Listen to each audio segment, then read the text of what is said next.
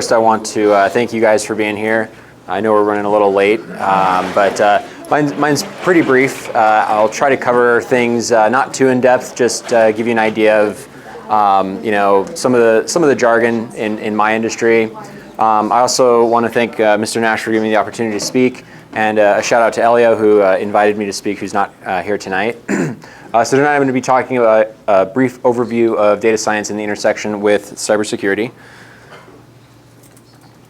My background, I actually started as a 911 dispatcher. I did that for about 5 years.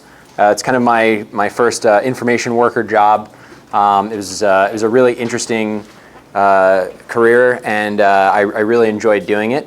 While I was there, I became increasingly interested in information, linguistics, computer programming, kind of all the things that the things that I was relying on for support. Radios, computers, all that. I got really fascinated with it. I taught myself how to program while I was there, and over time got more and more interested in information technology, and eventually transitioned to that field.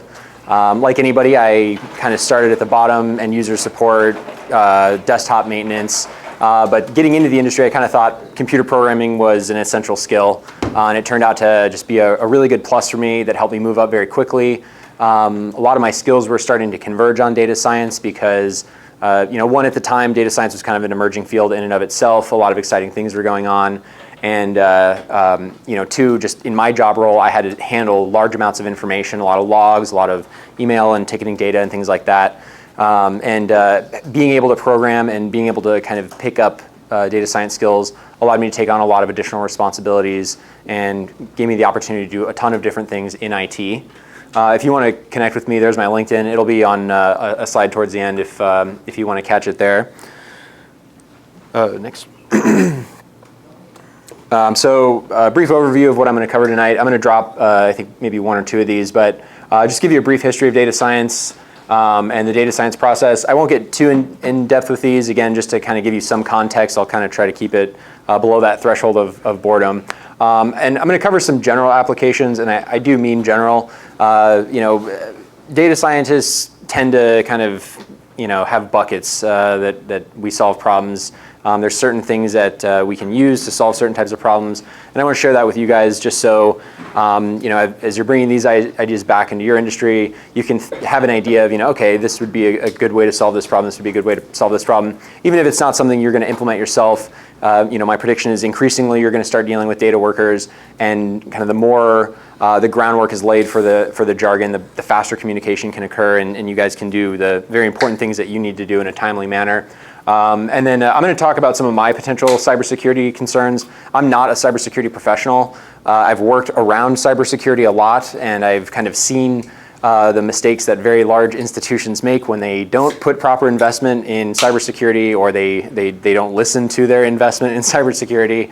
I have some things that I'm concerned in terms of data science and where things are going there that I'll bring up. And then I'm going to share some of my learning resources. These are things that I've personally used over the years. A lot of them are just kind of free and open source. So if you're interested in learning more about that, I'll provide links to that. And then finally, just my sources, my support materials for putting all of this together. Next. So first I want to talk about what is data. I mean, a lot of you already probably have a pretty good intuition for that. And the answer to that is data is many, many things. It's kind of like information, just infinitely complex. But there are very useful lenses for looking at data. And this is one of them. This mnemonic noir is very useful for giving you an idea of what kind of information you're dealing with. Nominal data, ordinal, integer, and ratio. These all have different things. More limited to more information that the data gives you. Nominal is basically just for labels. It doesn't really give you any information about order or the distance between values or anything like that. Good examples of this would be things like color labels. You label something red, you label something yellow, you label something blue. Zip codes are a good example. If you take two zip codes and you subtract one from the other, it doesn't give you any new information. It's just kind of arbitrary, and zip codes are particularly tricky because they look like integers, but they're really just a label. They don't give you any additional information. So if you need order, you would want to use ordinal data. And this gives you order, but again, no distance between values. This could be like ranking things, how was your experience on the scale from 1 to 5, or the order in which people finished in a race. You can kind of have that represented in the information. But again, no distance in values. How much further was this runner from that runner? Ordinal data doesn't give you that. So you can use integer data. So this does give you order and distance, but you're still not dealing with a 0. So some good examples of that are temperatures in Fahrenheit or Celsius. You can say that 75 degrees is 25 degrees hotter than 50 degrees Celsius, but you can't say that 100 degrees is twice as hot as 50 degrees because the 0 for Celsius is just kind of like an arbitrary point where water freezes at standard temperature and pressure. There's still heat in that system, and that's what temperature is a measure of. So you can't, you can calculate things like the mean, the median, the mode, and the range, but you're still limited by not being able to take ratios of things, and that's what ratio data is for. So it gives you the order, the distance, and the 0. It kind of gives you the most information. An example of this, again, looking at temperature, is Kelvin. So Kelvin does have an absolute 0. You can say, 50 degrees Kelvin is half as hot as 100 degrees Kelvin. So these are just kind of different types of data that we deal with a lot in this industry. And being able to understand the different types of data is extremely helpful. Again, kind of going back to the zip code example, you want to make sure that the kind of information you're dealing with and the operations you're doing on that data is going to give you something meaningful back. It can get very confusing and very frustrating when you don't pay attention to things like that. Next.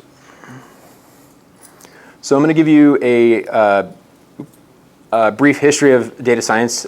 So just to give you some context of kind of how this started, a lot of people feel like data science, is just kind of rose up over the past 5 years, and in a commercial aspect, that's definitely true. It goes a little deeper than that. Starting in 97, this is kind of like the first time we've seen the term data science used to kind of mean the same thing that the way that we mean it. So C.F. Jeff Wu is a professor at Georgia Institute of Technology. He gave a lecture entitled Statistics Equals Data Science ? And he actually initially was advocating that statistics be renamed to data science and statisticians data scientists. He kind of saw data science as like an evolution of statistics. 2001, William S. Cleveland came along. He's a statistics and computer science professor at Purdue. And he actually introduced data science as kind of its own discipline. And he said, hang on, this does pull from statistics, but it also pulls from many other domains like computer science, a lot of domain expertise. So if you're dealing with data science in the finance industry, usually a data scientist is going to have a good understanding of financial analysis, more than anything, just so that they understand what data is valuable. They understand what that means and what those relationships are. Because a lot of, essentially a lot of what you're doing as a data scientist, you're just trying to model what people are already doing with data. You're just using computers to augment and amplify that. And then, then you start seeing the academics get more interested. 2002, 2003, you start seeing a couple of dedicated journals to data science coming out. International Council of Science and Columbia both started journals, and that kind of started giving data workers a platform to share ideas and kind of start defining what their field does well and where else they can pull from. Next. So this is a graphic, not to scale, and of course, very simplified. There's a lot of concepts related to all of these, but just to kind of give you a lens to place where data science pulls from academically. You kind of have the broader fields of math and computer science, and then, like I mentioned before, some domain expertise. And in the intersections of these, you like math and a domain expertise, you have statistics, right? Statistics is kind of how, like, the glue that I see tying our theoretical models of things to the real world. A lot of you probably have a similar experience dealing with like policy and like, oh, this is how things are supposed to do or supposed to be done, but this is how it's actually done in the real world because people can be lazy or take shortcuts or whatever. And so statistics is kind of like, where that exists. There's a saying that all models are bad models, but some are useful, and that's kind of where that lives. And then when you see kind of domain expertise and computer science intersecting, that's where you see a lot of data processing. Again, you'll have a domain expert who's trying to use what they know about their field and computation to try to process the data. Again, humans are already computing things just kind of naturally in our own way, but if you can figure out a way to use computers to amplify that, That's kind of where that benefit comes from. And then of course you have the intersection of math and computer science. This is kind of where machine learning lives. Of course not the only place where machine learning lives, but a significant one here. This is where we're basically trying to train systems or teach systems how to update themselves with new information. And data science kind of exists in the center of all of that. It pulls from all of those domains. And then just to focus a little more on machine learning, next, how artificial intelligence, machine learning, and deep learning break down. Again, not to scale, and it is simplified, but AI is basically the study of how systems get information from their environment and then make decisions, right? It's about automating decisions and reducing the cost of making decisions. And a subset of that, again, not to scale, is machine learning. So like I mentioned before, this is where you're trying to have a system that is programmed, and it can take in new information on its own without being explicitly told to update, and update its own rules based on that new information. And then deep learning is a subset of that, where we just do that with a lot of data and a lot of computational power. And then data science kind of pulls from all three of those things. Again, it tends to be a little more complicated than that, but for the most part, just being able to pull tools from each of these layers to do different things is really useful. Next. Let me jump ahead at this point. Oh yeah, go ahead. To 13? Yeah. 14? One more, there we go. So a couple of general applications. Really, most of the time what data scientists are, the kinds of problems they're trying to solve are making some kind of prediction, making some kind of identification, or offering some explanation. These are some of the ways they would do that. So regression, given a time series, maybe you have a lot of stock data or you have a lot of weather data. You want to take a time at some point in the future as an input, and then get an output of your prediction. So stock performance or the weather, or whether someone's going to attack a server, or whatever the case is.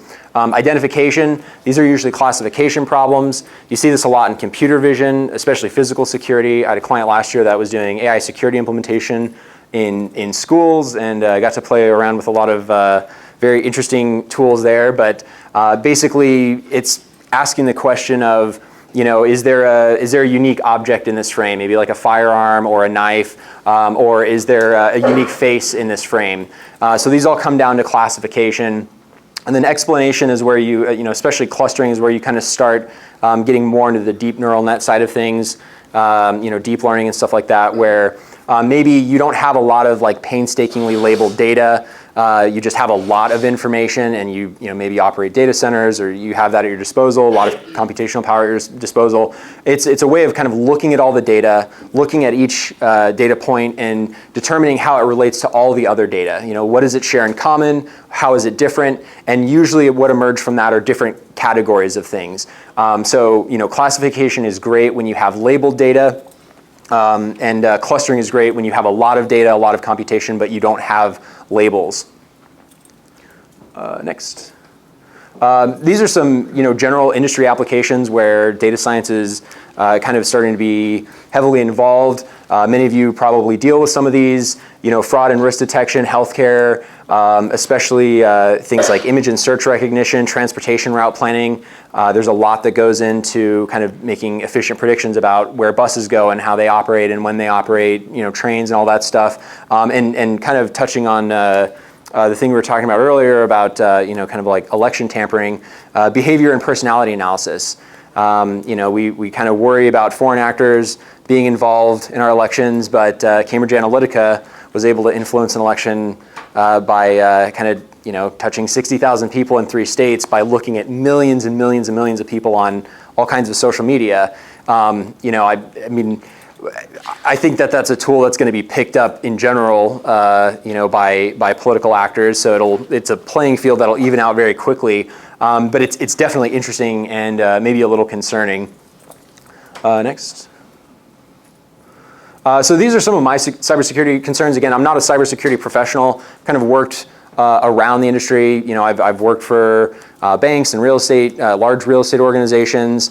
I've worked in government. At 911, we were getting cybersecurity briefs all the time about things. We have dispatchers plug things that they found in the parking lot into a live dispatch system.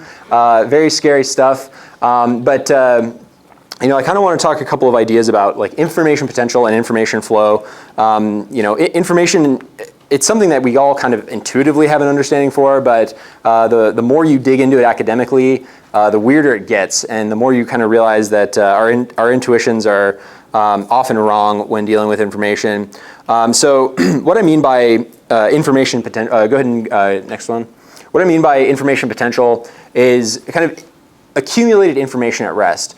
The value of that information is proportional to kind of the stake, the interest, and the amount of data are proportional to that potential. So, a good example of this is kind of like if I were to solicit bets from you guys for flipping a coin, I take a 5% cut of that. We all have a stake in the outcome of that. You put up your money, and I get ready to flip the coin. I flip it. Now it's covered, right? There's entropy there. There's a change in a state of a system.